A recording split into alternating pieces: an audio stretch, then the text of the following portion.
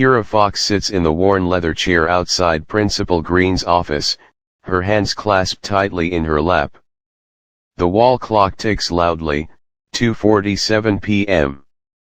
She has been waiting 11 minutes, but it feels much longer.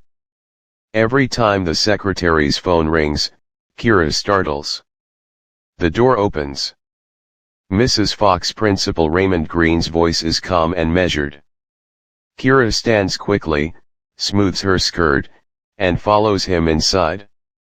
The office smells of coffee, lemon cleaner, and old books. Diplomas hang neatly on the wall. A family photo. Mr. Green with his wife and 2 young sons sits on the desk. Kira has always found that photo a little intimidating. "Please sit," he says. The chair creaks as she does. He remains standing for a moment, looking out the window at the soccer field where a few students kick a ball in the afternoon sun. "I assume you know why you're here," he begins. Kira nods, her throat tight. "Lila told me there was an incident. She called it a prank." "That's all she said." Green turns to face her. His expression is serious but not harsh. "A prank," he repeats slowly. "This morning, during third period, Lila poured about 2 ounces of hair removal cream into the hood of Madison Whitaker's sweatshirt while Madison was in the restroom.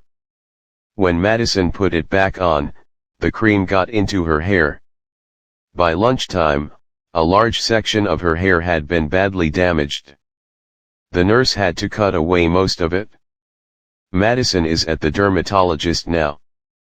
Her parents are very upset. Several other parents have called the school as well." Kira feels her stomach twist.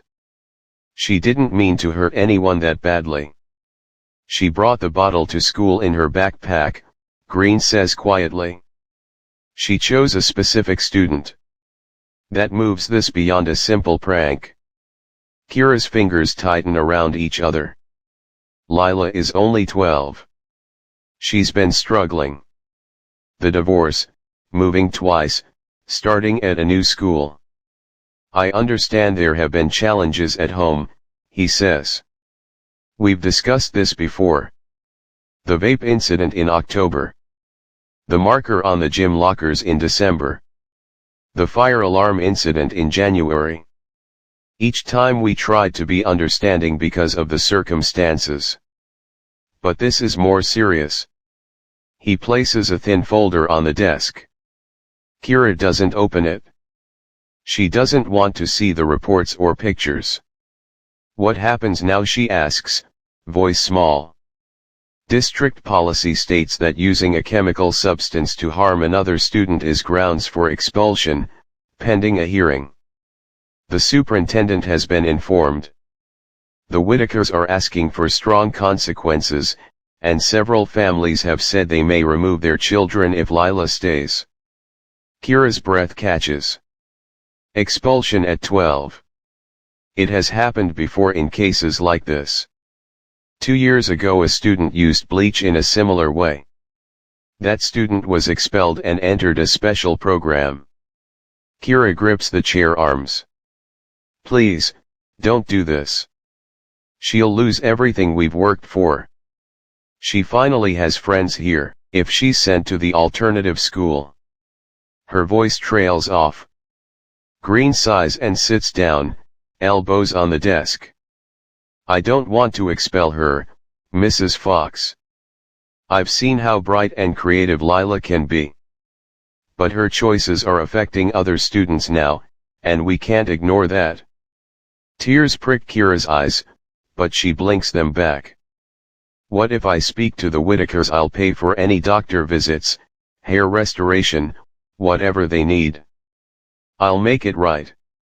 "They're not looking for money right now," Green says. "They want accountability. And many want her removed from the school." The clock ticks to 3:01. Kira leans forward, voice shaking. "Mr. Green. Raymond. You have children. If one of your sons made a terrible mistake and the whole school turned against him at 12 years old, wouldn't you ask for one more chance? Green looks away for a long moment. I would, he admits. But I'm her principal, not theirs. He pauses, then continues. Here is the only option I can offer. I can recommend a 10-day out-of-school suspension instead of expulsion. During that time, Lila would complete a restorative program, a written apology to Madison and her family, a meeting with them if they agree, 30 hours of community service at the animal shelter, and weekly counseling until the end of the year. She would also be on strict probation. One more incident and the consequence would be final. Kira nods quickly. And the hearing? I'll speak in favor of the suspension to the board. But the Whitakers need to agree to drop their request for expulsion. If they don't, I can't stop it. I'll talk to them, Kira says. I'll do whatever it takes. Green studies her for a moment. You're doing your best under difficult circumstances, Kira. But even good parents sometimes have children who need firm boundaries. This is one of those times. Kira wipes her eyes. Can I see her now? She's in the conference room with the counselor. I'll take you. They walk down the quiet hallway together. Lockers gleam faintly in the afternoon light. Posters for the spring play and food drive line the walls. Lila sits at the long table, hood up, staring at her shoes. Her eyes are red. When she sees her mom, she looks smaller somehow. Kira hurries over and wraps her arms around her daughter. Lila stays stiff for a second, then leans in. I'm sorry, Lila mumbles. I just wanted her to stop teasing me. I didn't think it would go this far. Kira strokes her hair gently. We're going to fix this together. But things have to change. No more pranks. No more trying to get even. We talk to each other instead. Okay. Lila nods against her shoulder. Principal Green stands in the doorway. I'm giving your mom the chance to speak with the other family tonight, he tells Lila.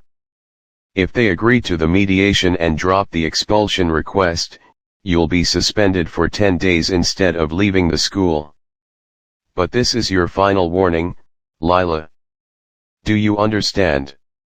Yes, sir, Lila says quietly. Green nods. Take her home, Mrs. Fox.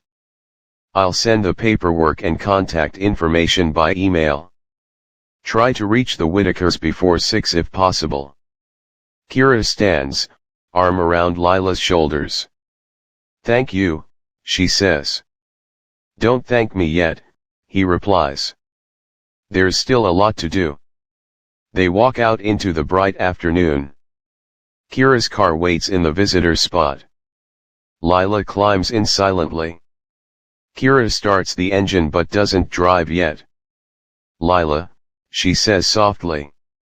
I'm going to fight for you. But if we get through this, everything changes. No secrets. No getting back at people. We handle things the right way from now on. Promise me. Lila looks at the dashboard. A single tear falls. I promise, she whispers. Kira reaches over and squeezes her hand. Then let's go home. We have some important phone calls to make. She puts the car in reverse.